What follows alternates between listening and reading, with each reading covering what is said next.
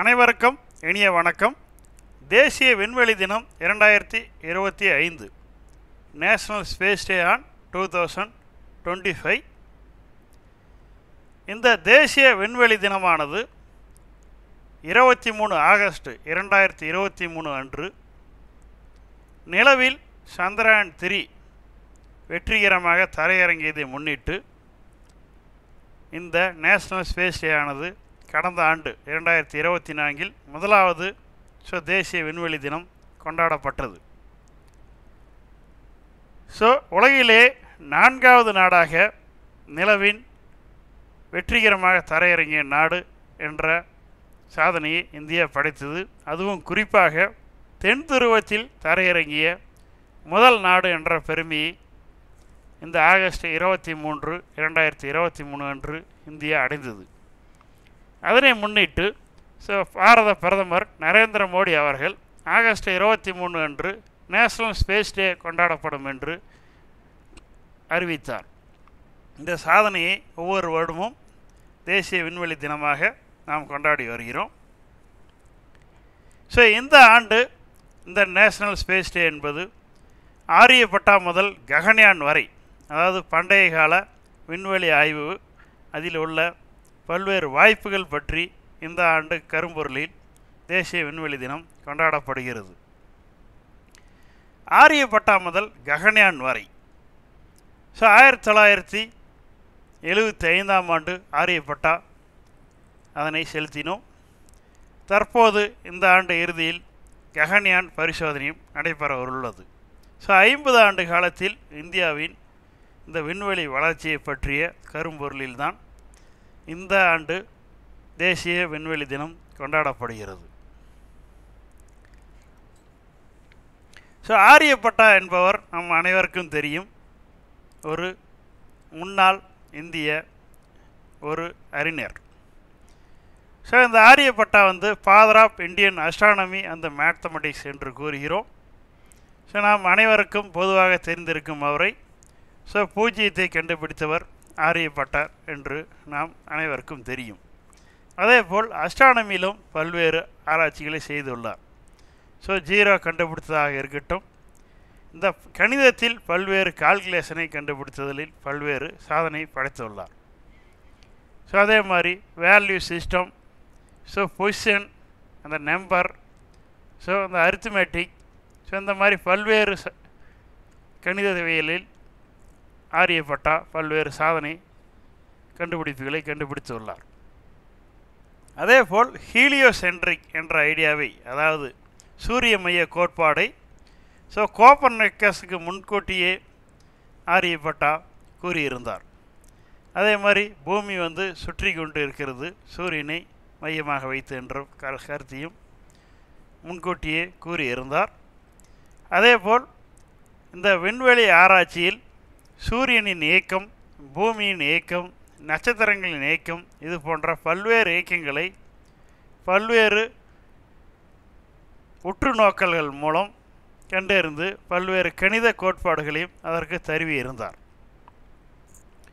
இவர் கணிதத்திலும் புலமை பெற்றிருந்ததால் ட்ரிகனாமெட்ரி, அதே மாதிரி அஸ்ட்ரானமிக்கல் அப்சர்வேஷன் இதிலும் மிகுந்த ஆர்வம் கொண்டிருந்தார். ஒவ்வொரு பொருட்களும் எவ்வாறு செல்கிறது, எக்லிப்ஸ் ஏதாவது உருவாகுது, அதாவது கிரணங்கள், சூரிய கிரகணம், சந்திர கிரகணம் என்று அழைக்கிறோம். இதெல்லாம் எதனால் உருவாகிறது, எப்பப்போ இந்த கிரகணங்கள் வரும், இந்த பூமியின் சுற்றளவு என்ன, இது போன்ற பல்வேறு கண்டுபிடிப்புகளையும் கணித கோட்பாடுகள் மூலமாக தெரிவித்து இருந்தார். அதே மாதிரி இந்த பிரபஞ்சம் எப்படி விரிவடைகிறது போன்ற பல்வேறு கோட்பாடுகளையும் இந்த ஆரியப்பட்டா கண்டறிந்து இருந்தார். அவரை கௌரவப்படுத்தும் விதமாக தான் நாம் முதலில் செலுத்திய செயற்கைக்கோளுக்கு ஆரியப்பட்டா என்று பெயர் வைத்தோம். ஒரு மிகவும் திறமை வாய்ந்த உற்றுநோக்குதலில் வல்லவரான ஆரியப்பட்டாவை நாம் கொண்டாடிதான் முதல் செயற்கைக்கோளை அனுப்பினோம். இந்த இந்திய விண்வெளித்துறை வளர்வதற்கு முக்கிய காரணியாக இருந்தவர் விக்ரம் சாராபாய் என்று இது அனைவருக்கும் தெரியும். அவர் இஸ்ரோவை முதலில் உருவாக்கினார். ஸோ அவர் தான் father of Indian space programme என்று அழைக்கிறோம். ஸோ இந்த இஸ்ரோவில் பல்வேறு முன்னேற்றங்கள் வருவதற்கு முக்கிய அடிகோலியாக இருந்தார். ஸோ அதன் பிறகு யூஆர் ராவ். யூஆர் ராவ் தான் இந்த ஆரியப்பட்டா சேட்டலைட் அனுப்பும்போது இந்தியாவின் அந்த இஸ்ரோவின் ப்ராஜெக்ட் டைரக்டராக இருந்தவர். ஸோ அவருடைய லீடர்ஷிப்பில் இஸ்ரோ வந்து பல்வேறு சாதனைகள் வந்தது. ஸோ அதன் பிறகு சதீஷ் தவான் ஸோ இஸ்ரோ தலைவராக பொறுப்பேற்றார். அவரும் பல்வேறு சாதனைகளும் இஸ்ரோ வளர்வதற்கு முக்கியமான காரணமாக இருந்தார். ஸோ ப்ரொஃபஸர் சதீஷ் தவான் தலைமையில் கீழ்தான் ஸோ ஏபிஜே அப்துல் கலாம் உட்பட பல்வேறு விஞ்ஞானிகளும் இஸ்ரோ பல்வேறு வளர்ச்சி அடைவதற்கும் முக்கிய காரணியாக இருந்தார்கள். இதில் முதலாவதாக விக்ரம் சாராபாயை எடுத்தால் ஸோ இவர் தான் முதலாக இஸ்ரோவை உருவாக்கினார். அதாவது இந்த இஸ்ரோவானது 1969 உருவாக்கப்பட்டது. தற்போது பார்த்தோம் என்றால் 16,000 ஊழியர்கள் 41,000 பில்லியன் செலவு செய்யக்கூடிய அளவுக்கு இஸ்ரோ வளர்ந்துள்ளது. 21 நவம்பர் 1963 தும்பாவில் முதல் சவுண்டிங் ராக்கெட் ஏவினோம். அதாவது இந்த இஸ்ரோவின் ஆரம்ப காலமானது 1950 இந்தியா புதிதாக உருவாக்கப்பட்ட அணு ஆற்றல் துறைக்கு ஹோமி பாபா செயலாளராக பொறுப்பேற்றார். அதன் பின் விண்வெளித்துறைக்கு முக்கியத்துவம் வழங்கப்பட்டது. அதன் ஒரு பகுதியாக 1954 உத்தரப்பிரதேச மாநிலத்தில் வானாய்வு மையம் நிறுவப்பட்டது. 1957 ஆந்திரா ஹைதராபாத்தில் ஒஸ்மானியா பல்கலைக்கழகத்தில் ரங்கப்பூர் வானாய்வு மையம் திறக்கப்பட்டது. 1957 ரஷ்யா புட்னிக் 1 வெற்றிகரமாக ஏவியது. இது விண்வெளி ஆய்வுக்கு ஒரு தூண்டுதலாக இருந்தது. இதனால் 1962 விக்ரம் சாராபாய் தலைமையில் இந்திய தேசிய விண்வெளி ஆய்வுக்கான குழு INCOSPAR என்று அமைக்கப்பட்டது. இதுவே 1969 இஸ்ரோவாக மாற்றப்பட்டது. இந்த விக்ரம் சாராபாய் தான் so father of space programme என்று அழைக்கிறோம். இவர் ஆரம்ப கல்வியை முடித்த பிறகு உயர்கல்வி படிப்பதற்காக இங்கிலாந்து சென்றார். அதன் உயர்கல்வியை முடித்து மீண்டும் இந்தியா திரும்பினார். இவருடைய கான்ட்ரிபியூஷனில் இந்தியா அதாவது குறிப்பாக விண்வெளி ஆய்வு மையம் வேகமாக வளர்ந்தது. ஸோ அதே மாதிரி ஃபிசிக்கல் ரிசர்ச் லேபார்டரி என்பதை அகமதாபாத்தில் நிறுவினார். ஸோ அதன் பிறகு திருவனந்தபுரம் ஸோ தும்பா என்று அழைக்கப்படக்கூடிய திருவனந்தபுரத்தில் முதலாக இந்திய விண்வெளி ஆய்வு மையத்துக்கான ஒரு ஆராய்ச்சி மையம் அமைக்கப்பட்டது. இவர் இந்த விண்வெளி ஆராய்ச்சிக்கு பல்வேறு ஒர்க்குகளை செய்தார். ஸோ அதாவது அந்த விக்ரம் சாராபாய் ஸ்பேஸ் சென்டர் அமைந்துள்ள இடமானது முன்னாடி கிறித்துவ தேவாலயம் அமைந்திருந்தது. அந்த இடம்தான் இந்த பூமியின் காந்தப்புல மையமாக இருப்பதால் அந்த இடத்தை விக்ரம் சாராபாய் தேர்வு செய்தார். ஸோ அங்கே உள்ள தேவாலயத்தில் உள்ள மக்களை வேறு இடத்திற்கு அற்புதப்படுத்துவதற்கு ஸோ விக்ரம் சாராபாய் அந்த மக்களுடன் உரையாற்றினார். ஸோ அப்பொழுதே 1969 அந்த மக்களிடம் இப்பொழுது இஸ்ரோ என்னென்ன வளர்ச்சிகளை அடைந்துள்ளதோ ஸோ இதனால் நாம் என்னென்ன பயன் அடைகிறோமோ இதை அப்போதே கூறினார். விவசாயத்தில் முன்னேற்றம், பேரிடர் மேலாண்மை, தொலைத்தொடர்பு உள்ளிட்ட பல்வேறு வளர்ச்சிகளில் நாடு எவ்வாறு முன்னேறும் என்று அப்பொழுதே அந்த மக்களிடம் எடுத்து கூறி அவர்களுக்கு மாற்று இடம் வழங்கி ஸோ அந்த இடத்தில் விண்வெளி மையம் அமைக்கப்பட்டது. இப்பொழுதும் அந்த கிறிஸ்துவ தேவாலயம் இன்றும் ஸோ மியூசியமாக செயல்பட்டு வருகிறது. நீங்கள் நேரில் சென்றால் அதை நேரடியாக பார்க்கலாம்.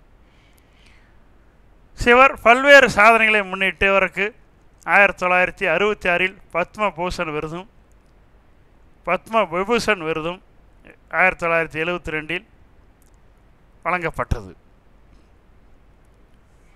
ஸோ இந்தியாவின் விண்வெளி சாதனை அதாவது பர்த் ஆஃப் இந்தியா அதனோட ஸ்பேஸ் சேனி எடுத்துகிட்டோன்னா ஆரியப்பட்டா சேட்டலைட் முதல் தொடங்கியது என்று நாம் கூறலாம். அதாவது 1975 இந்த ஆரியப்பட்டா செயற்கைக்கோள் இந்தியாவால் தயாரிக்கப்பட்டு ஏப்ரல் 19, 1975 இந்த ஆரியப்பட்டா செயற்கைக்கோள் தயாரிக்கப்பட்டு, அதாவது புகழ்பெற்ற கணிதவியல் மற்றும் வானியல் அறிஞரான ஆரியப்பட்டாவால் அந்த பெயர் சூட்டப்பட்டு ரஷ்ய விண்வெளி ஆய்வு மையத்தால் இந்த செயற்கைக்கோள் விண்ணிற்கு அனுப்பப்பட்டது. ஸோ அப்பொழுது நாம் செயற்கைக்கோளை மட்டும் தயாரித்தோம். ராக்கெட் தயாரிக்கும் அளவுக்கு நாம் தொழில்நுட்பம் 1975 வளரவில்லை. அதனால் நமது செயற்கைக்கோளை ரஷ்யாவுக்கு கொண்டு சென்று ரஷ்யாவின் ராக்கெட் மூலமாக நாம் விண்வெளிக்கு அனுப்பினோம். ஸோ அப்போது இதனுடைய ப்ராஜெக்ட் டைரக்டராக ப்ரொஃபஸர் யூஆர் ராவ் இருந்தார். ஸோ அவர் தான் இந்த முதல் செயற்கைக்கோளை விண்ணில் செலுத்துவதற்கு முக்கிய காரணமாக இருந்தார். ஸோ அதன் பிறகு விண்வெளி என்றால் என்ன என்று பார்ப்போம். ஸோ அதாவது அட்மாஸ்பியர்னு சொல்கிறோம். ஸோ அந்த அட்மாஸ்பியரில் என்னென்னா, ஸோ நமது பூமியை சுற்றியுள்ள ஒரு குறிப்பிட்ட பகுதியில் காற்று வளிமண்டலம் இருக்கிறது. இது பூமியினுடைய கிராவிட்டி என்று சொல்லக்கூடிய புவியீர்ப்பு விசை காரணமாக அந்த காற்று வளிமண்டலம் இருக்கிறது. ஸோ இந்த காற்று இல்லாவிட்டால் நாம் பூமியில் யாரும் வாழ முடியாது. ஸோ இந்த பூமியை சுற்றி குறிப்பிட்ட தொலைவு உள்ள காற்று மண்டலமே அட்மாஸ்பியர் என்று அழைக்கிறோம். ஸோ இந்த அட்மாஸ்பியரில் எடுத்துகிட்டோன்னா, ஸோ முதல்ல எடுத்துகிட்டோன்னா கீழே உள்ள நம்ம அடிவளி மண்டலம் என்று கூறுவோம், அதாவது ட்ரோபோஸ்பியர். ஸோ இந்த ட்ரோபோஸ்பியரில் ஸோ நிறையா நாம் சுவாசிக்கக்கூடிய ஆக்சிஜன் இதில் இருக்கிறது. ஸோ நைட்ரஜன் இருக்கிறது, கார்பன் டை ஆக்சைடு போன்ற இதெல்லாம் இருக்கிறது. ஸோ இந்த ட்ரோபோஸ்பியர் வழியாக தான் ஸோ இந்த மேகங்கள் உருவாகிறது. ஸோ அங்கே தான் அதில் வழியாக தான் ஸோ ஃப்ளைட் என்று சொல்லக்கூடிய ஏரோப்ளேன் எல்லாம் இது வழியாக பறக்கிறது. ஸோ இதற்கு அடுத்த வளிமண்டலம் வந்து ஸ்ட்ரேட்டோஸ்பியர் என்று சொல்லுவோம். இந்த ஸ்ட்ரேட்டோஸ்பியருக்கும் ட்ரோபோஸ்பியருக்கும் இடையில் தான் ஓசோன் மண்டலம் இருக்கிறது. ஸோ அங்கே மேலே செல்லும்போது வெப்பநிலை குறைகிறது. அதுக்கடுத்து மீசோஸ்பியர் என்று சொல்கிறோம். ஸோ மீசோஸ்பியருக்கு செல்லும்போது வெப்பநிலை இன்னும் மிக குறைவாக குறைந்து ஸோ -170 டிகிரி செல்சியஸ் அளவுக்கு கூட மீசோஸ்பியரில் இருக்கலாம். ஸோ அந்த மீசோஸ்பியருக்கு வரும் சிறுகோள்கள் உட்பட அஸ்ட்ராய்டெல்லாம் அங்கே வரும்போது அந்த குறைந்த வெப்பநிலை காரணமாக உடஞ்சி சிதறுவதற்கான வாய்ப்பாக இருக்கிறது. இந்த வளிமண்டலம் தான் நாம் பூமியை இந்த அஸ்ட்ராய்டு மற்றும் சிறுகோள்கள், எரிநட்சத்திரங்கள் போன்றவற்றிலிருந்து பாதுகாக்கும் ஒரு முக்கிய காரணியாக உள்ளது. ஸோ அதன் பிறகு தெர்மோஸ்பியர், அதன் பிறகு எக்ஸோஸ்பியர். ஸோ இதே மாதிரி நம்மளோட பூமியோடைய வளிமண்டலத்தை நாம் பிரிக்கலாம். ஸோ உயரே செல்ல செல்ல வெப்பநிலை குறைகிறது, திரும்ப அதிகமாகுது, மாறி மாறி செல்கிறது. ஸோ அதான் இந்த கிராஃபில் நாம் பார்க்குறோம். ஸோ ஒரு 10 கிலோமீட்டர் வரைக்கும் மேலே செல்ல செல்ல வெப்பநிலை குறைந்து கொண்டே வருகிறது. ஸோ 10லேருந்து 20 கிலோமீட்டர் வரைக்கும் ஸோ அந்த -50 டிகிரி இருக்குது. ஸோ அதன் பிறகு மேலே செல்ல செல்ல வெப்பநிலை அதிகமாகிறது ஸ்ட்ரேட்டோஸ்பியரில். ஸோ திரும்ப மீசோஸ்பியரில் வர வரைக்கும் ஸோ -100 டிகிரி கீழே போகிற வரைக்கும் டெம்பரேச்சர் குறையுது. அதுக்கப்புறம் தெர்மோஸ்பியரில் ஸோ மிக உயர்ந்த வெப்பநிலை வரை வெப்பநிலை அதிகரித்து கொண்டே செல்கிறது. ஸோ இதன் பிறகு எடுத்துக்கிட்டோம்னா ஸோ ஸ்பேஸ்ன்னு சொல்லக்கூடிய விண்வெளி. ஸோ விண்வெளி என்றால் என்ன என்று கேட்டால், ஸோ இந்த செயற்கைக்கோள்களாம் குறிப்பிட்ட உயரத்தில் சுற்றி வருவது தான் ஸோ விண்வெளி என்று சொல்கிறோம். அதாவது அந்த அட்மாஸ்பியருக்கு மேலே, அதாவது தற்போது 100 கிலோமீட்டருக்கு மேலே இருந்தாலே விண்வெளி என்று கூறுகிறோம். ஸோ அதாவது 200 கிலோமீட்டருக்கு, பூமிக்கு 200 கிலோமீட்டருக்கு மேலே உள்ள வான் பகுதி தான் நாம் விண்வெளி என்று கூறுகிறோம். ஸோ அதான் ஸ்பேஸ் என்று அழைக்கிறோம். ஸோ இந்த ஸ்பேஸ் இதுக்கு லிமிட்டே கிடையாது. 200 கிலோமீட்டருக்கு மேலே சென்றால் அது சென்று கொண்டே இருக்கலாம். ஸோ அதை தான் நாம் விண்வெளி என்று சொல்கிறோம். ஸோ அந்த விண்வெளியில் ஸோ எவ்வாறு இந்த ராக்கெட் டெக்னாலஜி உருவாகியது என்றால், ஸோ முதலாக இந்த ராக்கெட் உருவாகிறதுக்கு முக்கிய காரணமாக இருந்தது ஸோ நாடுகளுக்கிடையே ஏற்பட்ட போர். ஸோ இந்த போரில் எதிரி நாட்டுகளை அழிப்பதற்காக இந்த ராக்கெட் தொழில்நுட்பமானது உருவானது. அதாவது இந்த பேரங்கிகளை எவ்வாறு செலுத்துவது என்பதற்காக உருவானது தான் ஸோ மிசைல் என்று சொல்கிறோம். ஸோ அந்த திப்பு சுல்தான் என்று அழைக்கக்கூடியவர் தான் முதலாக இந்த மிசைலை பயன்படுத்தி எதிரி நாட்டை தாக்கினார்.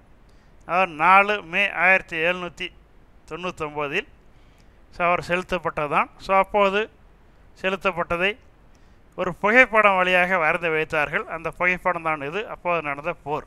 ஸோ இதுதான் ராக்கெட் உருவாக ஒரு ஆரம்ப காலமாக இருந்தது.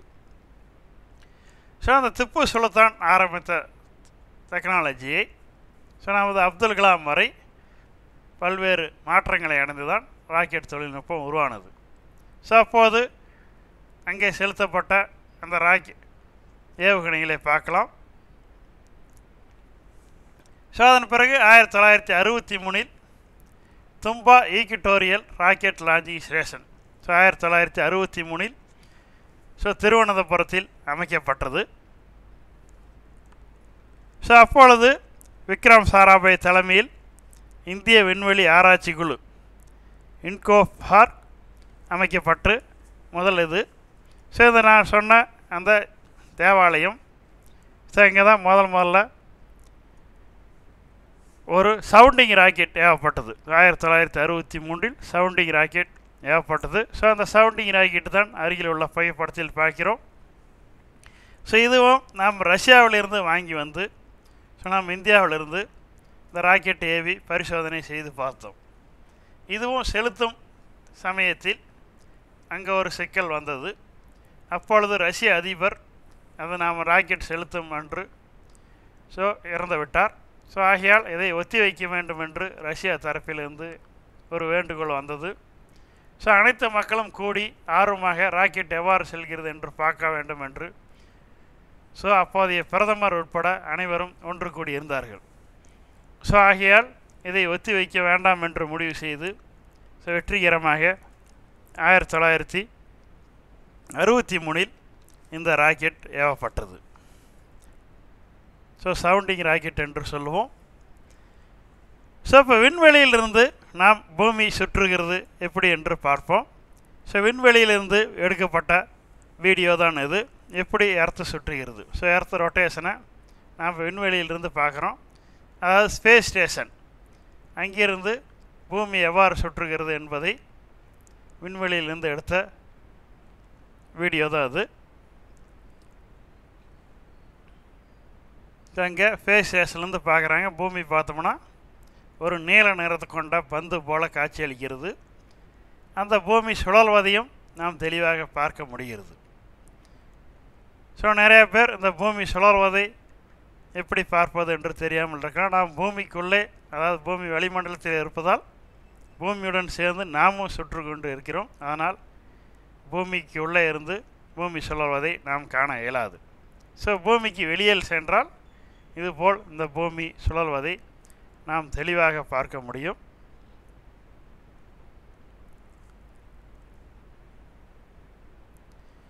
அடுத்து இந்த ராக்கெட்டுக்கு என்ன தொழில்நுட்பம் பயன்படுகிறது என்றால் ஸோ இந்த நியூட்டனின் விதிகள். ஸோ இந்த நியூட்டனுடைய 3 விதிகளும் பயன்படுகிறது. ஸோ இந்த நியூட்டனோட முதல் விதி என்னென்றால் every object so state in rest or uniform motion straight line or unless the compelled change in state of force impressed. அதாவது புறவிசை ஒன்று தாக்காத வரை ஒரு பொருள் வந்து ஓய்வு நிலையிலோ அல்லது இயக்க நிலையிலோ தொடர்ந்து இருக்கும். ஸோ இதுதான் நியூட்டனோட முதல் விதி.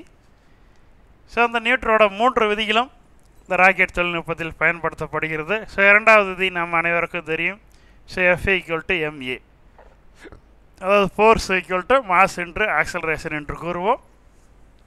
ஸோ மூன்றாவது விதியான ஒவ்வொரு விதிக்கும் சமமான எதிர்வினை ஒன்று என்ற 3 விதிகளையும் பயன்படுத்தி தான் இந்த ராக்கெட் பயன்படுத்தப்படுகிறது. ஸோ ராக்கெட்டின் அடிப்பாகத்தில் ஸோ நாம் ஒரு ஃபயர் ஆகும்போது அங்கே ஒரு ட்ரஸ்ட் உருவாகிறது. அந்த ட்ரஸ்ட் தான் இந்த வெயிட்டை தூக்கி கொண்டு மேலே செல்கிறது. ஸோ அந்த ராக்கெட் மேலே செல்வதை பார்க்கலாம். ஸோ அந்த கீழ் பாகமானது அந்த எரிபொருள் எரிவதால் ஸோ வேகமாக அங்கேருந்து ஸோ காற்று கிழித்து கொண்டு கீழே வருகிறது. ஸோ அப்படி கீழே வரும்போது அதற்கு எதிர் திசையில் விசை செயல்படும். ஸோ அதனால் அந்த ராக்கெட் அதனுடைய எதிர் திசையில் செல்கிறது. ஸோ அந்த ராக்கெட்டோட பிரின்சிபல் எடுத்துட்டோம்னா ஸோ ஏற்கனவே சொன்ன நியூட்டனோட 3 விதியும் பயன்படுகிறது. ஸோ குறிப்பாக பார்க்க போனால் நியூட்டனோடைய 3ஆம் விதி ஸோ அந்த ராக்கெட்டோட பிரின்சிபாலாக செயல்படுகிறது. ஸோ அந்த லான்ச் பேடில் ஒரு கேஸ் இருக்குது. ஸோ அந்த என்ஜின்லேருந்து வெளியில் வரக்கூடிய அந்த புகை அதனோட எதிர் பக்கமாக அந்த ராக்கெட்டை தள்ளுகிறது. இதனால் ராக்கெட் மேலே எழும்புகிறது. ஸோ நியூட்டனுடைய மூன்றாவது விதி இங்கே முக்கியமாக பயன்படுகிறது. So every action is and equal and opposite reaction என்ற விதியில் ராக்கெட் குறிப்பாக இயங்குகிறது. ஸோ அந்த ராக்கெட்டில் எடுத்துக்கிட்டோம்னா அதனோட எரிபொருளை பொறுத்து 4 வகையாக பிரிக்கிறோம். So chemical rocket, solid rocket, liquid rocket, hybrid rocket என்று பிரிக்கிறோம். ஸோ கெமிக்கல் ராக்கெட் என்பது நாம் அதிகமாக யூஸ் பண்ணுற கெமிக்கலை பயன்படுத்திக்கிறோம். அப்போ அந்த கெமிக்கல்லே பார்த்தோம்னா 3 விதமாக இருக்குது. சாலிட், லிக்யூட் அண்டு ஹைப்ரிட் என்று பிரிக்கலாம். அதாவது நாம் தீபாவளி அன்று பட்டாசு வெடிக்கிறோம். ஸோ அந்த பட்டாசில் ஒரு எரிபொருள் இருக்கிறது. ஸோ அதே மாதிரி நாம் தீப்பெட்டி பயன்படுத்துகிறோம். தீப்பெட்டியின் முனையில் ஒரு எரிபொருள் இருக்கிறது. ஸோ அந்த எரிபொருள் தான் அது எரிவதற்கு காரணமாக இருக்கிறது. ஸோ அந்த சாலிட் எரிபொருளை இந்த ராக்கெட்டின் பாகத்தில் வைத்து அது எரிவதால் வரக்கூடிய விஷயங்கள் மேலே எழுவது தான் ஸோ அந்த கெமிக்கல் ராக்கெட் என்று சொல்கிறோம். ஸோ அந்த கெமிக்கல் ராக்கெட்லேயும் குறிப்பாக சாலிட் ராக்கெட் என்பது நாம் யூஸ் பண்ணக்கூடிய ஸோ அந்த கெமிக்கல் சாலிட் பொருளில் இருக்கும். அதாவது ஒரு விறகை வைத்து நாம் அடுப்பு எரிக்கிறோம். ஸோ அந்த விறகில் சாலிடாக இருக்குது. ஸோ இது என்னென்னா ஒரு ஆக்சிடைசர் அண்டு ஃபியூயல் யூஸ் பண்ணுறோம். ஸோ இதை ஸ்டோர் பண்ணுறது ரொம்ப ஈஸி, ஹேண்டில் பண்ணுறது ஈஸி. ஏன்னா இப்போ ஒரு சாலிட் எரிபொருள் இருக்குது. இப்போ நான் விறகை வச்சு அடுப்பு எரிக்கிறேன்னா அந்த விறகை நாம் பாதுகாத்து வைக்கிறது ரொம்ப ஈஸி. ஸோ அதுக்கான பாதுகாப்பு ஏற்பாடுகள் எதுவும் தேவையில்லை. அதே மாதிரி அதை எரிக்க ஆரம்பிப்பது, அதை அணைப்பது, ஸோ இதெல்லாம் மிக சுலபமாக இருக்கும். ஸோ இதே லிக்யூட் ராக்கெட்னா ஸோ நாம் மண்ணெண்ணெய் யூஸ் பண்ணுறோம், பெட்ரோல் யூஸ் பண்ணிலாம் நாம் எரிக்கிறோம். ஸோ அதை யூஸ் பண்ணி அதுலேயும் நாம் யூஸ் பண்ணலாம். ஸோ அந்த மாதிரி லிக்யூட் ப்ரொப்பலண்ட் யூஸ் பண்ணுறதா லிக்யூட் ராக்கெட்னு சொல்கிறோம். ஸோ இது மோனோ ப்ரொப்பலண்ட் ராக்கெட், அதாவது சிங்கிள் ப்ரொப்பலண்ட், அதே மாதிரி 5 ப்ரொப்பலண்ட். ஸோ ஒரே ஒரு எரிபொருளாக இருக்கலாம் அல்லது 2 எரிபொருள் கலந்து நாம் பயன்படுத்தலாம். ஸோ இந்த மாதிரி லிக்யூட் ராக்கெட். ஸோ லிக்யூடை அதை பாதுகாக்கிறது சாலிடை கம்பேர் பண்ணும்போது கொஞ்சம் அதிகம். ஸோ அதே மாதிரி அதை ஆன் செய்வது ஆஃப் செய்வதும் நமக்கு கொஞ்சம் கஷ்டமாக இருக்கும். ஸோ அதே போல் ஹைப்ரிட் ராக்கெட். ஸோ இந்த ராக்கெட் ப்ரொப்பலண்ட் பார்த்தா 2 different shade. So solid or liquid, so அல்லது கேஸாக கூட இருக்கலாம். ஸோ இதெல்லாம் கலந்து ஹைப்ரிட்டாக உருவாக்கணும் தான் ஹைப்ரிட் ராக்கெட் சொல்கிறோம். ஸோ இதனோட அட்வான்டேஜ் பார்த்தா லிக்யூட் அண்டு சாலிட் 2 ராக்கெட்டில் உள்ள ஒட்டுமொத்த அட்வான்டேஜும் இந்த ஹைப்ரிட் ராக்கெட்டில் வரும். ஸோ இதனோட இம்பல்ஸ் பார்த்தோம்னா so hybrid higher then solid and liquid rocket. So அதோட இதில் அதிகமான விஷயம் வரும். ஸோ இந்த கீழே உள்ள படத்திலே பார்த்தோம்னா மிக வேகமாக எரிகிறது. அதாவது அந்த ராக்கெட்டு என்ஜினை பரிசோதனை செய்வது தான் இது. மிக வேகமாக எரியும் போது இது முன்னோக்கி மிக வேகமாக செல்லும். ஸோ அதன் பிறகு பார்த்தோம்னா ரோஹிணி ராக்கெட்டுக்கு வருவோம். ஸோ 1980ஆம் ஆண்டு SLV-3 ராக்கெட் மூலம் இந்த ரோஹிணி என்ற செயற்கைக்கோளை இந்தியாவிலிருந்து ஏவினோம். ஸோ இந்தியாவிலிருந்து விண்வெளிக்கு செலுத்தப்பட்ட முதல் செயற்கைக்கோளாக இந்த ரோஹிணி செயற்கைக்கோள் இருந்தது. ஸோ இதற்கு முன்பே ஆரியப்பட்டா என்ற செயற்கைக்கோளை ரஷ்யாவிலிருந்து அனுப்பினோம். ஆனால் இது இந்தியாவிலே தயாரிக்க ராக்கெட் மூலம் இந்தியாவிலிருந்து விண்வெளிக்கு செலுத்தப்பட்ட 2வது செயற்கைக்கோள் என்ற பெருமையை ரோஹிணி பெற்றது. இதன் மூலம் சுற்றுப்பாதை ஏவுதல்களை மேற்கொள்ளப்படும் 7வது நாடாக மாறியது 1980இல்.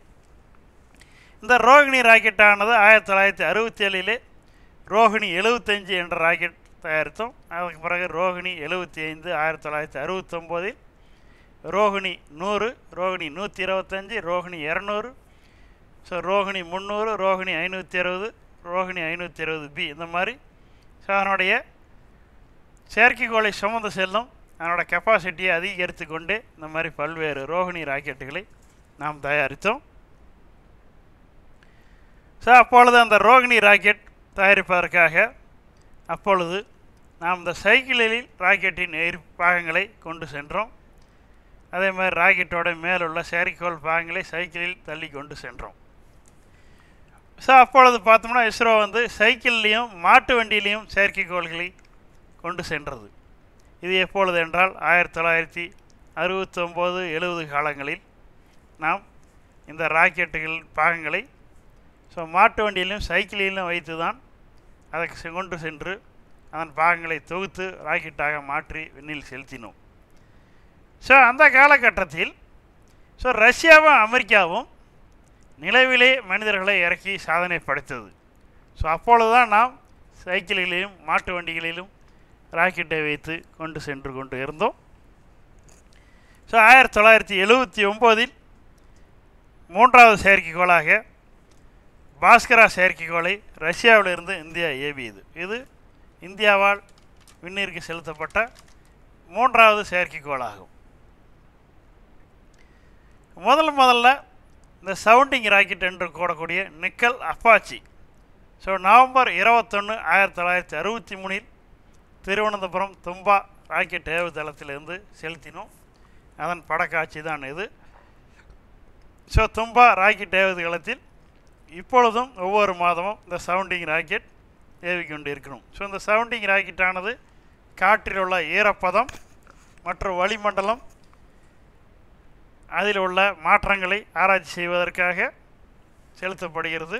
இங்கிருந்து ஒரு 50-60 கிலோமீட்டர் உயரத்திற்கு சென்று அங்கிருந்து திரும்ப கீழே இறங்கும். பாராசூட் வழியாக கீழே இறங்கும் போது அதில் உள்ள இந்த சென்சார் பரிசோதனை கருவி காற்றில் உள்ள ஈரப்பதம், வளிமண்டலத்தின் அளவு, காற்றின் மாறுபாடுகள் இதெல்லாம் ஆராய்ச்சி செய்து கொண்டு வரும். ஒவ்வொரு மாதமும் திருவனந்தபுரம் தும்பா ராக்கெட் ஏவுதளத்திலிருந்து இதை செலுத்துகிறார்கள். நேரில் சென்றும் நாம் இதை பார்க்கலாம். அதன் பிறகு எஸ்எல்வி ராக்கெட் தயாரித்தோம். எஸ்எல்வி ராக்கெட்டானது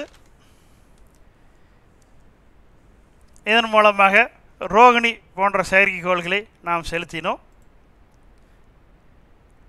இந்த எஸ்எல்வி ராக்கெட் செய்யும்போது அப்துல் கலாம் அவருடன்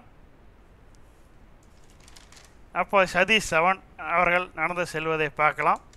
நாம் இஸ்ரோ ஆரம்பித்த போது சதீஷ் தவான் ஒன்று கூறினார். நிலவு அல்லது கோள்களை ஆராய்வதில் அல்லது மனிதர்களை விண்வெளிக்கு ஏற்றி செல்லும் விண்வெளி பயண பொருளாதாரத்தில் முன்னேறிய நாடுகளுடன் போட்டியிடுவது நம் நோக்கம் இல்லை. ஆனால் தேசிய அளவில் நம் சமூகத்தின் பிரச்சனைகளுக்கு மேம்பட்ட தொழில்நுட்பத்தை பயன்படுத்துவதில் நாம் எவருக்கும் அடுத்ததாக இருக்கக்கூடாது என்பதில் உறுதியாக இருக்கிறோம் என்று விக்ரம் சாராபாய் இந்த இஸ்ரோவை உருவாக்கும் போது கூறியிருந்தார். அதன்படி தான் நாம் தொழில்நுட்பங்களை பயன்படுத்துவதற்காக இந்த எஸ்எல்வி ராக்கெட் தயாரிக்கப்பட்டது. அந்த எஸ்எல்வி ராக்கெட் தயாரிப்பின் அப்துல் கலாம் ஒரு கருத்தை கூறினார். அவர் செய்த பிஎஸ்எல்வி ராக்கெட்டானது தோல்வியடைந்தது. அந்த தோல்வியடைந்த போது அந்த தோல்வியை அப்போது அந்த இஸ்ரோ தலைவராக இருந்த சதீஷ் தவான் அவரை ஏற்றுக்கொண்டார். அப்பொழுது இந்த தோல்வியை எவ்வாறு அங்கே போய் நியூஸ் ரிப்போர்ட்டர்கிட்ட பகிர்ந்து கொள்வது என்று இருந்தார். அந்த தோல்வி அடையிருக்கும் இதை கற்ற அவரை கூறியது போல் அதனுடைய கவுண்டவுன் ஆரம்பிக்கிறது. கவுண்டவுன் குறையும் போது T-47 37 என்று வருகிறது. வரும்போது கம்ப்யூட்டர் வந்து இதில் ஒரு லீக்கேஜ் இருக்குது, லான்ச்சிங்கை ஸ்டாப் பண்ணிடுது.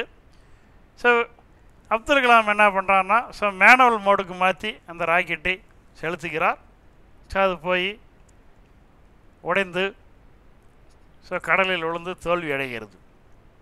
இந்த தோல்வியை விக்ரம் சாராபாய் ஏற்றுக்கொண்டு அப்பொழுது அந்த நியூஸ் ரிப்போர்ட்டரோட ப்ரெஸ் கான்ஃபரன்ஸை அவர் அட்டன் செய்கிறார்.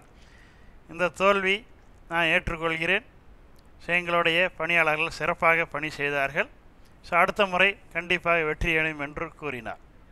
அடுத்த முறை திரும்ப ராக்கெட் ஏவுகிறார்கள். அது வெற்றி அடைகிறது. அது வெற்றி அடைந்த பிறகு அந்த வெற்றியை அப்துல் கலாமிடம் ஒப்படைக்கிறார். அப்பொழுது இந்த செய்தியாளர் சந்திப்புக்கு அப்துல் கலாமை அனுப்பி வைக்கிறார் விக்ரம் சாராபாய். ஒரு தோல்வி அடையும் போது அந்த தோல்வியை அதன் தலைவரை ஏற்றுக்கொள்வதும் அந்த வெற்றியை அந்த வெற்றிக்கு உரிய தொண்டர்களிடம் கொடுப்பதும் விக்ரம் சாராபாயிடமும் அதே போல் சதீஷ் சவானிடம் இருந்த ஒரு மிக முக்கியமான தலைமை பண்பாகும். ஸோ அப்துல் கலாம் மிகப்பெரிய அளவிற்கு முன்னேறுவதற்கு இந்த சதீஷ் சவானின் இந்த தலைமை பண்பு தான் முக்கிய காரணமாக இருந்தது என்று அப்துல் கலாம் அவரே கூறுகிறார். ஸோ அவர் கூறுவதை தான் இந்த வீடியோவில் நாம் பார்க்கிறோம். ஸோ அதன் பிறகு இந்தியா ஏஎஸ்எல்வி போன்ற பல்வேறு ராக்கெட்டுகளை அமைத்தன. So augmented satellite launching vehicle என்று சொல்வோம். அதன் பிறகு 1993 ஸோ பிஎஸ்எல்வி என்ற ராக்கெட் அறிமுகமாகிறது. ஸோ அந்த பிஎஸ்எல்வி D1 என்ற ராக்கெட் 1993 தோல்வி அடைந்தாலும் அடுத்த ஆண்டு 1994 பிஎஸ்எல்வி C2 என்ற ராக்கெட் வெற்றி அடைந்தது. இந்த ராக்கெட்டானது ஸோ 5 விதமாக உள்ளது. PSLV, PSLV CA, PSLV XL, PSLV HP, PSLV 3S. So 5 விதமாக இந்த பிஎஸ்எல்வி ராக்கெட்டுகள் உள்ளது. ஸோ அதாவது இந்த பிஎஸ்எல்வி ராக்கெட் 295 டன் எடை கொண்ட செயற்கைக்கோள்களை செலுத்தும் திறன் கொண்டது. So PSLV CA 229 tonne, PSLV XL 319 tonne, PSLV HP 322 tonne. So இது போன்ற அது எடுத்து செல்லும் அந்த செயற்கைக்கோளின் எடைக்கு ஏற்ப பல்வேறு வகைகளாக இந்த பிஎஸ்எல்வி ராக்கெட்டை வகைப்படுத்தியுள்ளோம். இந்த பிஎஸ்எல்வி ராக்கெட் ஏவும்போது எடுத்த புகைப்படத்தை பார்க்கிறோம். ஸோ நாம் இந்தியாவிலே ஏவப்பட்ட இந்த ராக்கெட்டுகள் இல்லையே. ஸோ தற்போது வரை பிஎஸ்எல்வி ராக்கெட் 60 ராக்கெட்டுகளை செலுத்தியுள்ளோம். இதில் முதலாக செலுத்தப்பட்ட தோல்வி அடைந்த ராக்கெட் 1. ஸோ அதன் பிறகு இந்த அப்துல் கலாம் செலுத்தும் போது தோல்வி அடைந்த ராக்கெட் என்று. ஸோ 2 பிஎஸ்எல்வி ராக்கெட் மட்டும்தான் தோல்வியில் முடிந்தன.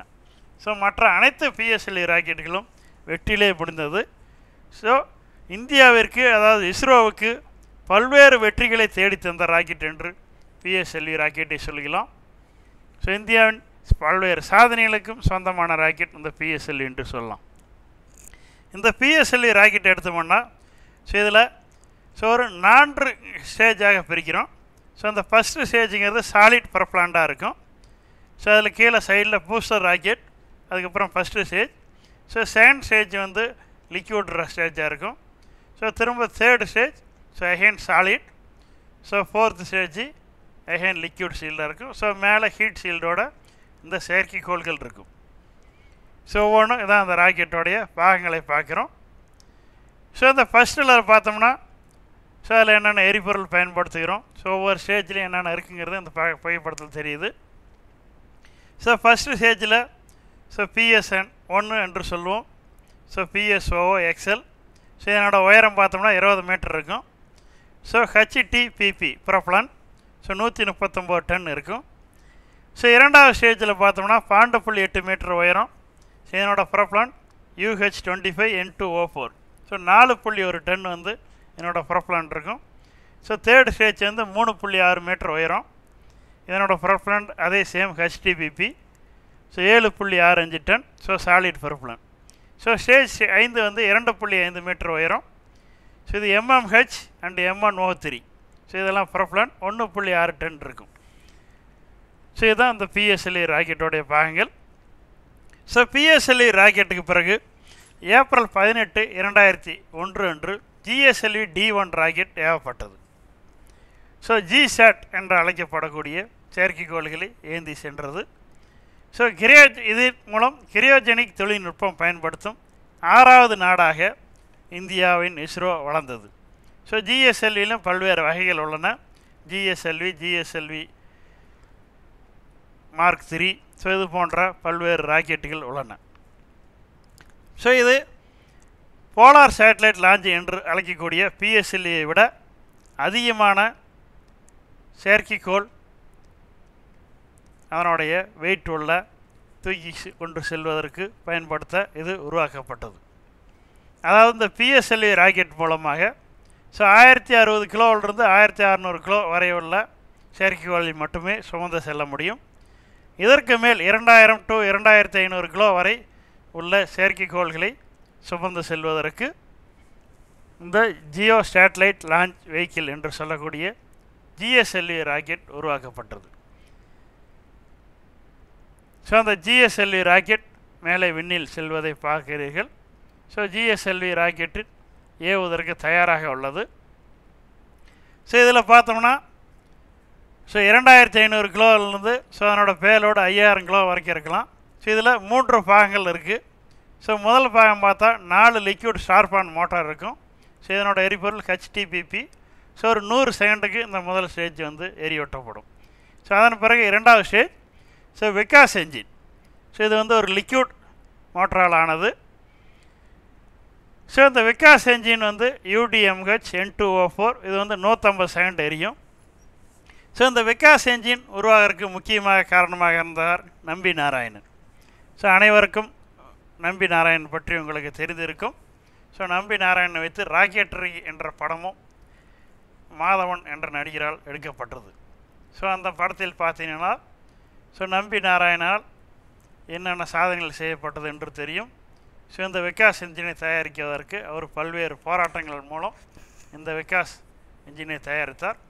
ஸோ அதுதான் இந்த ஜிஎஸ்எல்வி ராக்கெட் உருவாக ஒரு காரணமாக இருந்தது. ஸோ மூன்றாவது ஸ்டேஜ் வந்து so LOX and LH2 so 720 second எரியக்கூடியது. ஸோ அதன் பிறகு கிரியோஜெனிக் என்ஜின். ஸோ இதெல்லாம் சேர்ந்து தான் GSLV rocket. So GSLV Mark 3 என்று அழைக்கக்கூடியோம். ஸோ அதுதான் தற்போது LVM-3 என்று அழைக்கப்படுகிறது. அதாவது அதிகமான எடை கொண்ட செயற்கைக்கோள்களை சுமந்து செல்வதற்கு இந்த ஜிஎஸ்எல்வி Mark 3 பயன்படுகிறது. ஸோ இந்த ஜிஎஸ்எல்வி Mark 3 இந்தியாவின் பாகுபலி, இஸ்ரோவின் பாகுபலி என்று கூறுகிறோம். ஏனென்றால் 4000 கிலோவுக்கு மேற்பட்ட எடையை ஜியோ ஸ்டேஷனரி ஆர்பிட்டுக்கும் 8000 கிலோவுக்கு மேற்பட்ட எடையை லோ எர்த் ஆர்பிட்டுக்கும் சுமந்து செல்லக்கூடிய திறமை படுத்தது இந்த ஜிஎஸ்எல்வி Mark 3. இதனோட உயரம் பார்த்தா 43.4 மீட்டர், டயாமீட்டர் 4 மீட்டர். ஸோ இதனோட மாஸ் பார்த்தா 640 டன் இந்த ராக்கெட்டோட வெயிட் மட்டும்.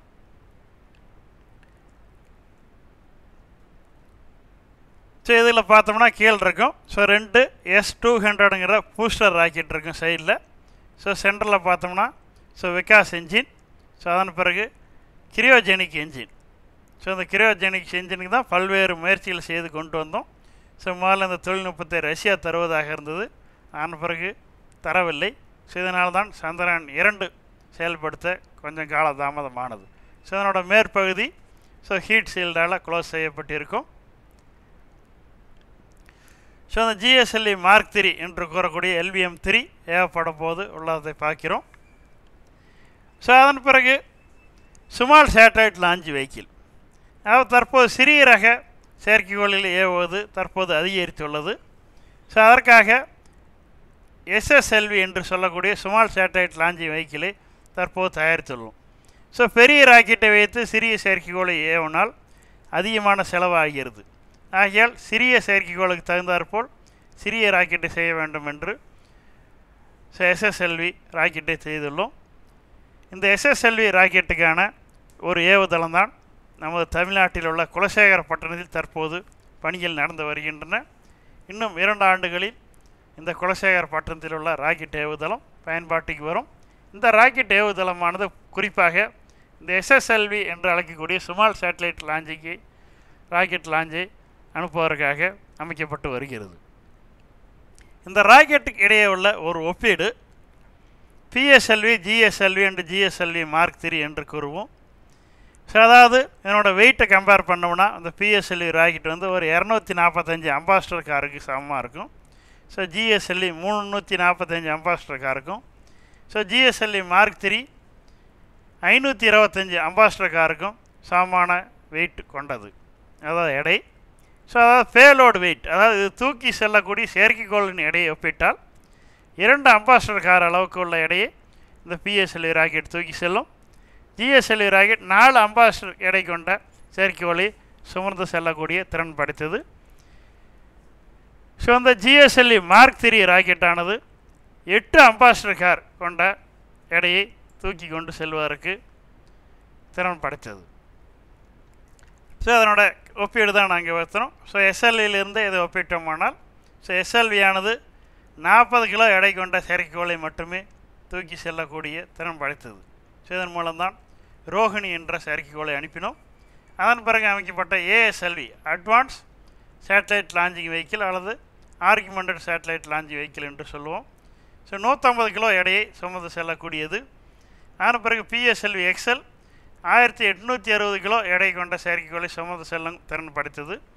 ஸோ அதன் பிறகு ஜிஎஸ்எல்வி மார்க் 3. ஸோ இது 2200 கிலோ எடையை சுமந்து செல்லக்கூடிய திறன் படைத்தது GSLV mark 2. GSLV mark 3 4000 kilo எடையை சுமந்து செல்லக்கூடிய திறன் படைத்தது தான் இந்தியாவின் இஸ்ரோவின் பாகுபலி என்று அழைக்கக்கூடிய ஜிஎஸ்எல்வி மார்க் 3. இதுதான் தற்போது LBM 3 என்று கூறி அழைக்கிறோம். ஸோ அதன் பிறகு ராக்கெட் மோட்டாரை பற்றி பார்ப்போம். ஸோ இந்த ராக்கெட் மோட்டார் என்றது ஒவ்வொரு பாகங்களாக ஸ்டேஜ் 1, ஸ்டேஜ் 2, ஸ்டேஜ் 3 என்று கூறுவோம். ஸோ ஒவ்வொரு பாகங்களாக தனியாக தயாரிக்கப்பட்டு ஒவ்வொரு பாகமும் தனியாக பரிசோதனை செய்யப்பட்டு ஸோ அதன் பிறகு எல்லாம் ஒன்றிணைத்து ராக்கெட்டாக ஏவப்படுகிறது. ஸோ இந்த ராக்கெட்டோடைய இங்கே அடிப்பாகம் பார்த்தா ஒரு சின்ன கூறு பகுதி வழியாக தான் இந்த ராக்கெட் எரிபொருள் இதுக்குள்ளே எரிபொருள் இருக்கும். ஸோ அதிலேருந்து எரியும் போது வாயு வெளியில் வருது. ஸோ இது வெளியே வரும்போது அது மேல் நோக்கி தள்ளப்படுகிறது. ஸோ அதன் பிறகு செயற்கைக்கோள் என்று பார்ப்போம். இந்த ராக்கெட்டின் மேல் பகுதியில் அதாவது தலை உச்சி என்று கூறுவோம். ஸோ மேல் பாகத்தில் ஒரு ஹீட் ஷீல்டுடன் உள்ளே போட்டு பாதுகாக்கப்பட்டு எடுத்து செல்லக்கூடியதான் நடுவில் உள்ளதான் செயற்கைக்கோள். ஸோ எதற்காக இந்த ஹீட் ஷீல்டு வச்சுருக்குன்னா இந்த வளிமண்டல வழியாக ராக்கெட் செல்லும்போது அதிகமான வெப்பம் உருவாகும். ஸோ அந்த வெப்பத்தால் செயற்கைக்கோள் பாகங்கள் எதுவும் பாதிக்கப்படாமல் இருப்பதற்கு தான் இந்த ஹீட் ஷீல்டு. ஸோ பூமியின் வளிமண்டலத்தை தாண்டி சென்றவுடன் இந்த ஹீட் ஷீல்டு கழட்டி விடப்படும். ஸோ அதன் பிறகு இந்த ராக்கெட்டோட செயற்கைக்கோள் பாகங்கள் மட்டுமே மேலே செல்லும். ஸோ இது சைடில் 2 இருக்குது ஹீட் ஷீல்டு. ஸோ நடுவாண்ட பார்த்தா அந்த செயற்கைக்கோள் பாகங்களை தயார் செய்து கொண்டுள்ளார்கள். ஸோ செயற்கைக்கோள் பாகங்கள் அனைத்தும் தயார் செய்யப்பட்ட பிறகு இந்த 2 ஹீட் ஷீல்டை வச்சு இதை க்ளோஸ் செய்து ஸோ ராக்கெட் வழியாக அனுப்புவார்கள். ஸோ அந்த ராக்கெட்டோட செயற்கைக்கோள் பாகம் தான் ஸோ கிரியோசாட் 2Bயோட செயற்கைக்கோள். ஸோ இந்த ப்ளூ கலரில் உள்ளது சோலார் பேனல். ஸோ இது அந்த செயற்கைக்கோளுக்கு தேவையான மின்சார சப்ளை அதாவது எலக்ட்ரிக் பவர் கொடுப்பதற்காக இந்த சோலார் பேனல் வைக்கப்பட்டுள்ளது. ஸோ இதில் பல்வேறு சென்சார், கேமரா ஸோ இதெல்லாம் உள்ளதான் அந்த சேட்டலைட் சொல்லுவோம். ஸோ அடுத்து இந்தியாவோட ஸ்பேஸ் எக்ஸ்ப்ளோரேஷனில் ஒரு முக்கியமான சாதனை என்று என்னென்ன கூறுவோம்னா ஸோ சந்திராயன் 1 கூறலாம். ஸோ நிலவில் நீர் இருப்பதை கண்டறிந்தது. அதன் பிறகு சந்திராயன் 3 ஸோ தென் துருவத்தில் தரையிறங்கிய முதல் நாடு என்ற பெருமையை பெற்றது. அதன் பிறகு ஆதித்ய L1 சூரியனை ஆராய்ச்சி செய்ய அனுப்பப்பட்டது.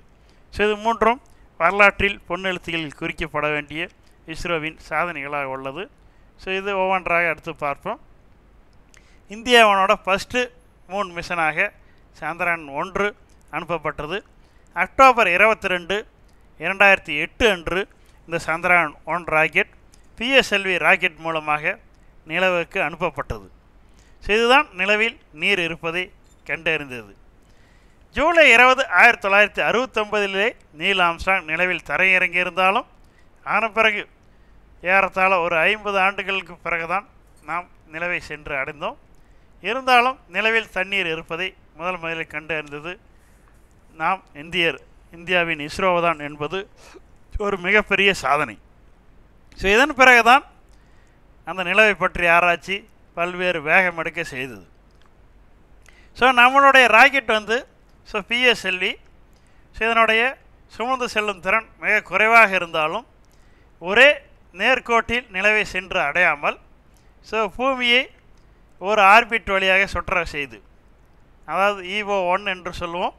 ஸோ இது 305 கிலோமீட்டர் 37,000 கிலோமீட்டர் வட்டப்பாதையில் பூமியை முதல் ஆர்பிட்டில் சுற்ற வைக்கிறோம். அதன் பிறகு இதனுடைய வேகத்தை அதிகரித்து 2வது வட்டப்பாதை, அப்போ 3வது வட்டப்பாதை, 4வது வட்டப்பாதை, 5வது வட்டப்பாதை என்று 5 சுற்று வட்டப்பாதைகளில் பூமியை சுற்ற வைத்து படிப்படியாக அதனுடைய வேகத்தை அதிகப்படுத்தி அதன் பிறகு நிலவை சென்றடைய வைத்தோம். ஸோ நிலவில் சென்றாலும் அதனுடைய வேகத்தை படிப்படியாக எப்படிங்க படிப்படியாக வேகத்தை அதிகரித்தோமோ அதே போல் படிப்படியாக வேகத்தை குறைத்து திரும்பி நிலவில் அந்த குறிப்பிட்ட ஆர்பிட்டில் சுற்றி வந்தது.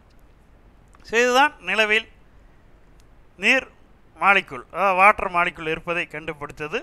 ஸோ இந்த சந்திரயான் 1 என்ற செயற்கைக்கோளில் மூன் இம்பேக்ட் ப்ரோப் எம்ஐ என்று சொல்லுவோம். ஸோ இதை ஏபிஜே அப்துல் கலாம் அவர்கள் தான் இந்த ஆலோசனை கூறினார். ஸோ நாம் தமிழகத்தை சேர்ந்த திட்ட இயக்குனர் மயில்சாமி அண்ணாதுரை அவர்கள் இந்த சந்திரயான் 1 திட்டத்தின் இயக்குனராக இருந்தார். ஸோ அவரை தான் நாம் நிலவு மனிதன் என்று நாம் அன்போடு அழைக்கிறோம். ஸோ அப்போது அவர்கள் அப்துல் கலாம் போன்ற குழுவினரோடும் ஆலோசனை செய்யும்போது ஸோ இந்த திட்டமானது நிலவை ஒரு சுற்றுவட்ட பாதையில் சுற்றி வரக்கூடிய திட்டம். ஸோ அப்போது அவர் ஒரு ஆலோசனை கூறினார். நிலவை சுற்றி வந்தாலும் நிலவில் இந்தியா பொருள் தரையிறங்க வேண்டும் என்ற ஒரு ஆலோசனை கூறினார். அதன் பிரகாரம் தான் இம்பேக்ட் ப்ரோப் தயாரிக்கப்பட்டு நிலவில் தூக்கி எறியப்பட்டது. ஸோ அதே மாதிரி radiation meter, so infrared spectrometer, lunar laser ranging, mapping camera, Chandrayaan X-ray spectrometer, moon mineralogy mapper, so அதே மாதிரி hyper spectro imaging, high energy X-ray spectrometer, Chandrayaan energetic neutral analyser, solar wind monitor. So இது போன்ற பல்வேறு பரிசோதனை பாகங்களுடன் இந்த சந்திரயான் 1 செயற்கைக்கோள் விண்ணில் செலுத்தப்பட்டது. ஸோ இந்த மூன் மினரலாஜி மேப்பர் தான் நிலவில் தண்ணீர் இருப்பதை கண்டறிந்தது. இது PSLV C1 என்ற ராக்கெட் மூலமாக நிலவில் செலுத்தப்பட்டது. இதனுடைய பல்வேறு திட்டங்கள் உங்கள் அனைவருக்கும் தெரிந்திருக்கலாம். ஸோ அது PSLV ராக்கெட் தயாரித்தது, இந்த பல்வேறு திட்டங்கள் ஸோ இதில் உள்ளது. ஸோ இதன் பிறகு சந்திரயான் 2 ஸோ இந்தியாவின் பாகுபலி என்று அழைக்கக்கூடிய GSLV Mark 3 ராக்கெட் மூலமாக ஏவப்பட்டது. ஜூலை 22, 2019 அன்று இந்தியாவில் ஏவப்பட்டது. ஸோ 2008ஆம் ஆண்டே சந்திரயான் 1 அனுப்பினாலும் ஸோ அடுத்த ராக்கெட் சந்திரயான் 2 அனுப்புவதற்கு 11 ஆண்டுகள் காலதாமதம் ஆனது. ஸோ இதற்கு முக்கிய காரணம் சந்திரயான் 2 ரஷ்யாவின் உதவியுடன் அவர்கள் வழங்கக்கூடிய கிரியோஜெனிக் இன்ஜின் உதவியுடன் அனுப்புவதாக இருந்தது. ஸோ அந்த ஒப்பந்தத்தில் இறுதியில் அவர்கள் அந்த கிரியோஜெனிக் இன்ஜினை தர மறுத்ததால் ஸோ அதை ஏவுவதற்கான சாத்தியக்கூறுகள் இல்லாமல் போனது. ஸோ அதனால் இந்த கிரியோஜெனிக் இன்ஜினை இந்தியாவிலே வடிவமைக்க திட்டமிட்டப்பட்டு ஸோ பல்வேறு பரிசோதனைகளை செய்து அந்த கிரியோஜெனிக் தொழில்நுட்பம் மூலம் 978 கோடி செலவில் இந்த ராக்கெட் ஜூலை 22, 2019 அன்று செலுத்தப்பட்டது. ஸோ சந்திரயான் 1 செலுத்தப்பட்ட அதே திட்டத்தை போல் தான் சந்திரயான் 2ம். ஸோ இதுவும் 5 ஆர்பிட்டரில் பூமியை சுற்றி அதன் பிறகு நிலவை அடைந்தது. ஸோ நிலவை அடைந்து சுற்றி வந்தது. ஸோ நிலவில் இதில் 3 பாகங்கள் இருந்தன. ஸோ ஆர்பிட்டர், இந்த ஆர்பிட்டரானது நிலவை சுற்றி வரும். So Vikram lander, so Vikram லேண்டரானது நிலவில் தரையிறங்கும். இந்த விக்ரம் லேண்டருக்குள்ளே உள்ள பிரக்யான் ரோவர் ஸோ அதிலிருந்து வெளியில் வந்து ஆராய்ச்சி செய்யும். இந்தியா மக்கள் அனைவரும் ஆவலுடன் செப்டம்பர் 7 அன்று அதிகாலை 1:30 மணி முதல் 2:30 வரை இந்த சந்திரயான் 2 நிலவில் தரையிறங்குவதை மிகவும் ஆர்வமாக பார்த்து கொண்டு இருந்தோம். இந்தியா மட்டுமல்ல, உலக நாடுகளே நிலவில் இந்தியாவின் தரையிறங்குவதை பார்த்து கொண்டு இருந்தது. ஸோ அனைத்தும் வெற்றிகரமாக இருந்த போதிலும் நிலவில் இறங்குவதற்கு சற்று ஒரு 3-4 கிலோமீட்டர் மேலுள்ள போது இந்த கட்டுப்பாட்டு சிக்னல் எதுவும் தரைக்கு வராததால் ஸோ அதை சரியாக தரையிறக்க முடியாமல் போனது. ஸோ 99% வெற்றி அடைந்தாலும் ஸோ அந்த 1% வெற்றிகரமாக நிலவில் தரையிறங்க முடியாமல் போனது. இருந்தாலும் அந்த ஆர்பிட்டர் வெற்றிகரமாக இயங்கி கொண்டு தான் உள்ளது. ஸோ ஒவ்வொரு ஸ்டெப் பை ஸ்டெப்பாக எப்படி போனோங்கிறத இந்த இதில் கிராஃபில் பார்த்துருக்கோம். ஸோ இதில் 3 இது இருந்துச்சு. ஸோ ஆர்பிட்டர் தான் 2379 kilo. So lander Vikram 1471 kilo. So rover Pragyan rover 27 kilo weight உள்ளது. ஸோ இது 3 தான் நிலவை ஆராய்ச்சி செய்வதற்காக நாம் அனுப்பினோம். ஸோ அந்த சந்திரயான் 2 தயாரித்த போது இஸ்ரோவால் வெளியிடப்பட்ட இந்த புகைப்படங்கள் தான் இதெல்லாம் பார்க்கிறோம். ஸோ ஒவ்வொரு ஸ்டேஜாக எப்படி போச்சு ஸோ அப்படிங்கிறதையும் நாம் பார்க்கிறோம். ஸோ இங்கேருந்து எப்போ ஏவப்பட்டோம், ஸோ ஒவ்வொரு பாகங்களாக எப்படி பிரிந்தது, ஸோ எந்தெந்த டைமில் பிரிஞ்சதுன்னு நம்ம தெளிவாக அந்த படத்தில் பார்க்குறோம்.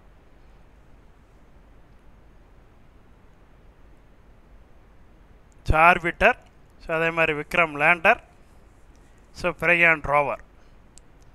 ஸோ அந்த ஒரு சிறந்த தொழில்நுட்ப காரணமாக இது வந்து வெளியில் வர முடியல.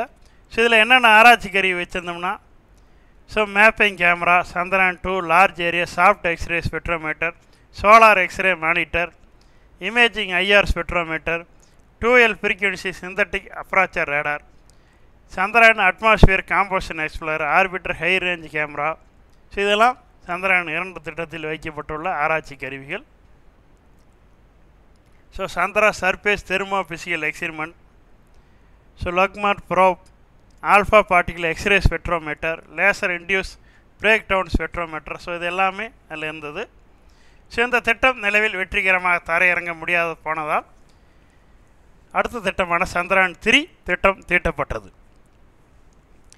ஜூலை 14, 2023 அன்று இந்த சந்திரயான் 3 திட்டம் LVM-3 M4 ராக்கெட் மூலம் ஏவப்பட்டது. ஆகஸ்ட் 23, 2023 அன்று நிலவில் வெற்றிகரமாக தரையிறங்கியது.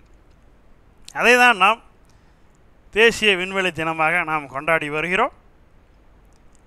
ஸோ இதன் மூலம் oxygen, sulphur, aluminium, calcium, chromium, silicon ஆகியவை இருப்பதை இந்த சந்திரயான் 3 கண்டறிந்தது. தென் துருவத்தில் நிலவில் தரையிறங்கிய முதல் நாடு என்ற பெருமையும் இந்தியா அதன் மூலம் பெற்றது. நிலவில் வெற்றிகரமாக தரையிறங்கிய 4வது நாடு என்ற பெருமையும் பெற்றது.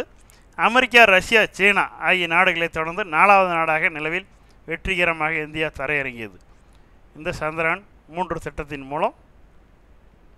செய்தியில் பார்த்தோம்னா, ஸோ ரம்பா என்று அழைக்கப்படக்கூடிய ஒரு பரிசோதனை கருவி, Chandra surface thermal physical experiment, so lunar seismic activity, alpha particle x ray spectrometer, laser induce breakdown spectrometer, spectro polarimetry of habitable planet of earth. So இது போன்ற பரிசோதனை கருவிகள்லாம் சுமந்து கொண்டு தான் இந்த சந்திரயான் 3 சென்றது. ஸோ இந்த சந்திரயான் 3 ராக்கெட் செலுத்துவதை நாம் இதில் பார்க்க முடியும். ஸோ நிலவை ஆராய்ச்சி செய்வதற்காக அனுப்பப்பட்டது. ஸோ ஆகஸ்ட் 23, 2023 அன்று நிலவின் தென் துருவத்தில் வெற்றிகரமாக தரையிறங்கியது. ஸோ அந்த நிலவில் தரையிறங்கிய காட்சி தான் தற்போது பார்த்து கொண்டு இருக்கிறோம். சரியாக மாலை 6 மணிக்கு நிலவில் வெற்றிகரமாக தரையிறங்கியது.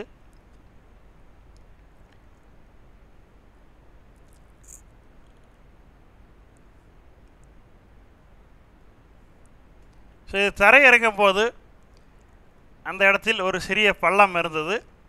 அதில் உள்ள ஏஐ தொழில்நுட்பம் என்று அழைக்கக்கூடிய செயற்கை நுண்ணறிவு மூலம் அதனை சற்று தொலைவு நகர்ந்து வெற்றிகரமாக தரையிறங்கியது என்பதும் இதில் உள்ள ஒரு கூடுதல் தகவல். ஸோ தரையிறங்கிய போது நிலவில் பல்வேறு புகைப்படங்களை எடுத்தது. ஸோ சந்திரயான் 2 வெற்றிகரமாக தரையிறங்க முடியாவிட்டாலும் அந்த வெற்றியை சந்திரயான் 3 பெற்றது. ஸோ இதில் தான் பல்வேறு காரணிகள் இருப்பதை இது கண்டறிந்தது.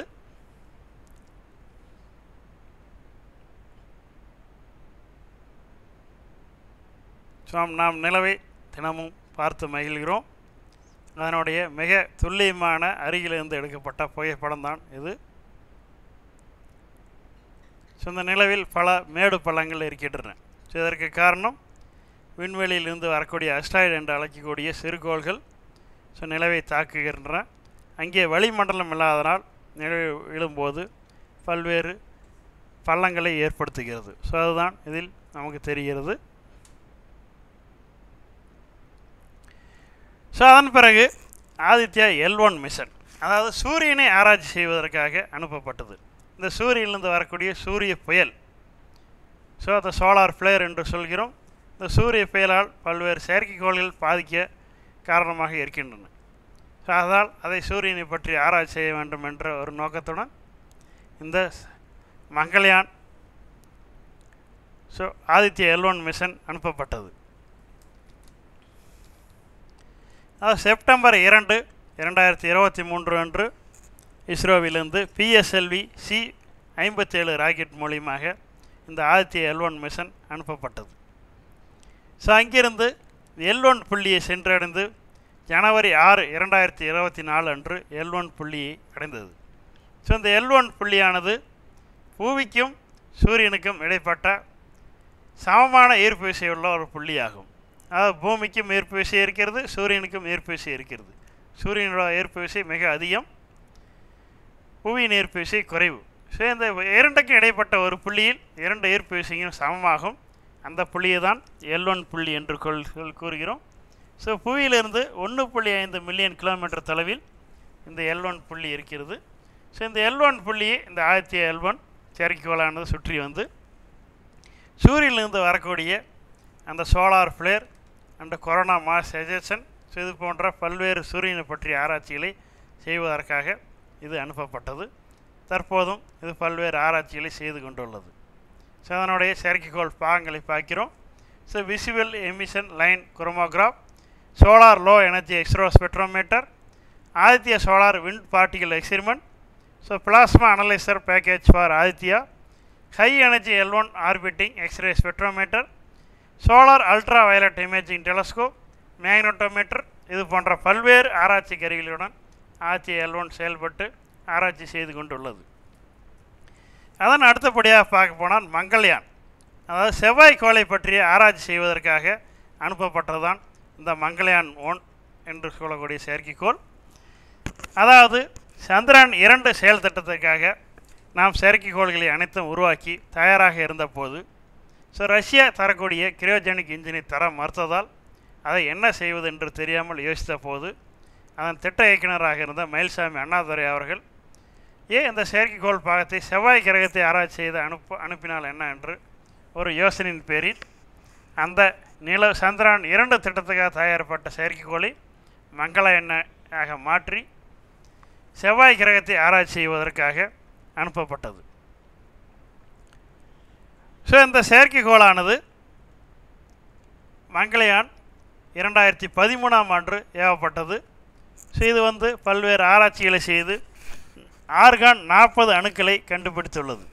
அதே போல் இதில் மீத்தேன் அளவிடும் கருவி, வெப்ப அகச்சிவப்பு கருவி, ஸோ CO2 மாறுபாடு அளவிடும் கருவி போன்ற பல்வேறு கருவிகளை கொண்டு இங்கே அமைக்கப்பட்டது. ஸோ அதாவது ரெட் பிளான்ட் என்று கூறக்கூடிய செவ்வாய் கிரகத்தை ஆராய்ச்சி செய்வதுதான் இதனுடைய பணி. ஸோ வெற்றிகரமாக இயக்கப்பட்டது. ஸோ பல்வேறு நாடுகள் செவ்வாய்க்கோளை ஆராய்ச்சி செய்ய பல்வேறு செயற்கைக்கோளை அனுப்பினாலும் முதல் முயற்சியிலே வெற்றி அடைந்த நாடு என்ற பெருமையை இந்த மங்கள்யான் பெற்றது. ஸோ ரஷ்யா, அமெரிக்கா உட்பட்ட வளர்ந்த நாடுகள் கூட ஸோ 18 முறையிலிருந்து 10 முறைக்கு மேல் பல்வேறு தோல்விகளை அடைந்து அதன் பிறகுதான் செவ்வாய் கிரகத்தில் வெற்றிகரமாக செயற்கைக்கோளை ஏவியது.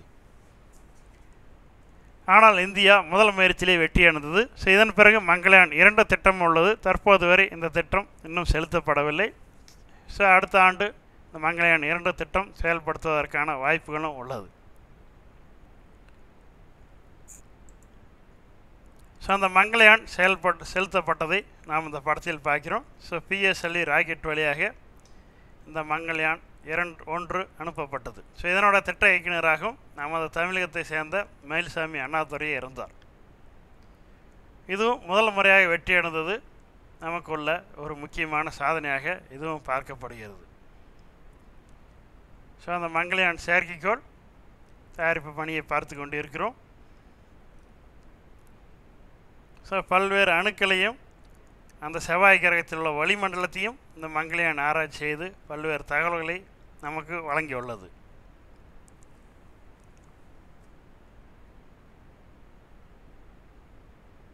ஸோ செவ்வாய் கிரகத்தை வெற்றிகரமாக சுற்றி வந்தது. ஸோ சுற்றி வரும்போது நமக்கு ஒரு பிரச்சனை ஏற்பட்டது. ஸோ அதையும் வெற்றிகரமாக முடித்தோம். ஸோ அதன் பிறகு ககன்யான், ஸோ இந்திய விண்வெளி வீரர்களை விண்ணுக்கு அனுப்பி திரும்ப பத்திரமாக கொண்டு வருவதுதான் இந்த ககன்யான் திட்டத்தின் முக்கிய நோக்கம். இதுக்கான பரிசோதனை இந்த ஆண்டு இறுதியில் செயல்பட, அதாவது ஆளில்லா விண்கலமாக செலுத்தப்பட்டு பரிசோதனை செய்யப்பட இருக்கிறது. அடுத்த ஆண்டு மனிதர்களை விண்வெளிக்கு செலுத்தி பத்திரமாக கூட்டு வரக்கூடிய திட்டம் செயல்படுத்தப்பட இருக்கிறது. இதற்காக 3 விண்வெளி வீரர்கள் தெரிவு செய்யப்பட்டு அவருக்கான பயிற்சியும் வழங்கப்பட்டுள்ளது.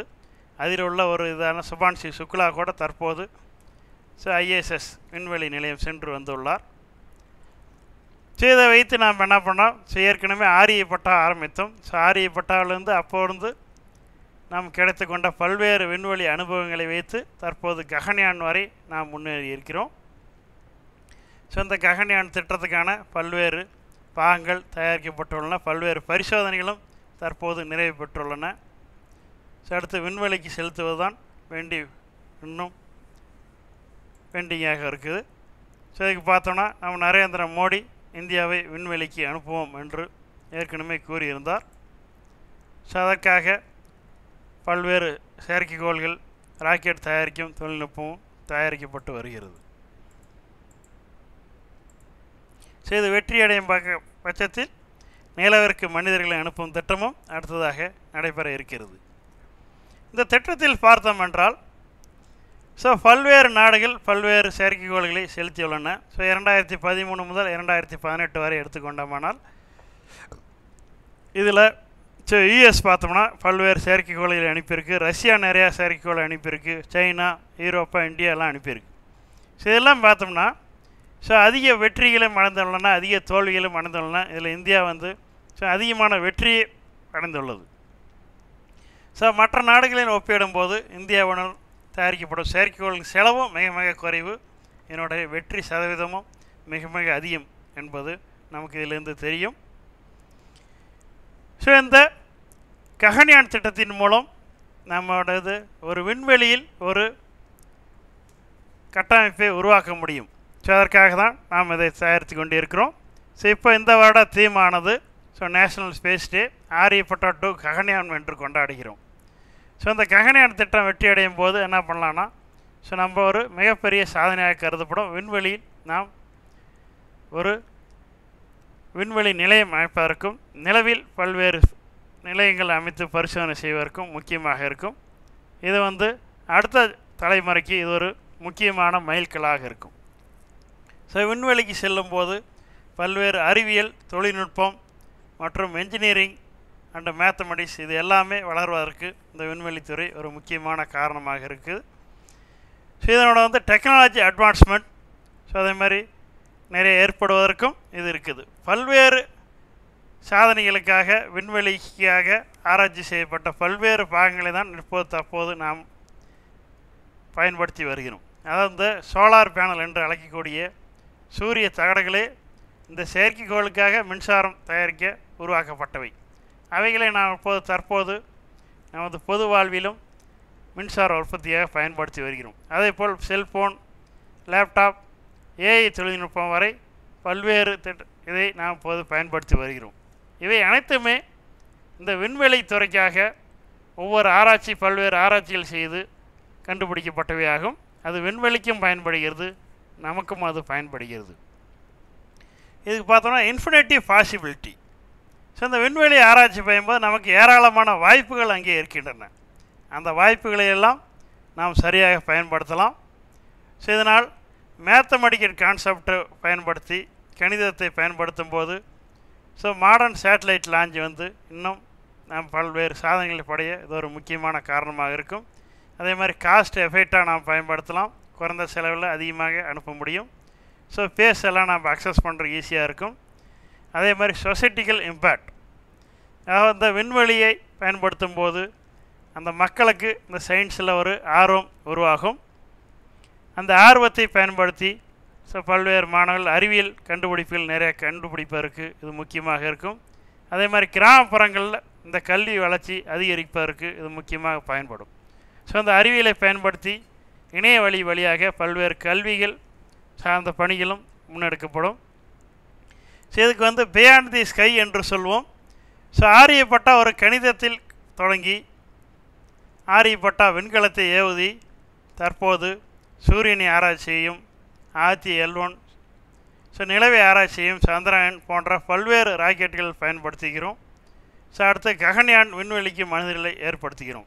அதுக்கு இந்த விண்வெளி ஆராய்ச்சிக்கு ஒரு எல்லையே கிடையாது, தொடர்ந்து பயணித்து கொண்டே இருக்கிறோம். இந்த ஜேர்னியில் நாம் ஜாயின் பண்ணால் இதுக்கு லிமிட்டே கிடையாது. அடுத்த கட்டங்களை நோக்கி இந்திய விண்வெளித்துறை நகர்ந்து கொண்டே செல்கிறது. அதை முன்னிட்டும் நாம் இந்த விண்வெளி இதை கொண்டாடுகிறோம். ஸோ அடுத்து இன்டர்நேஷ்னல் ஸ்பேஸ் ஸ்டேஷன். ஸோ இந்த இன்டர்நேஷ்னல் ஸ்பேஸ் ஸ்டேஷனை பற்றி அனைவருக்கும் தெரியும். தற்போது கூட சுபான்ஷி சுக்லா சென்று வந்துள்ளார். ஸோ இந்த விண்வெளி நிலையமானது பல்வேறு நாடுகளின் கூட்டு முயற்சியால் உருவாக்கப்பட்டது. ஸோ இது 90 நிமிடங்களுக்கு ஒரு முறை பூமியை சுற்றி வலம் வந்து கொண்டுள்ளது. ஒரு நாளைக்கு 16 முறை பூமியை சுற்றி வரும். ஆகையால் இங்கே 16 முறை சூரிய உதயம் மற்றும் மறைவை இந்த விண்வெளியில் உள்ள வீரர்கள் பார்க்க முடியும்.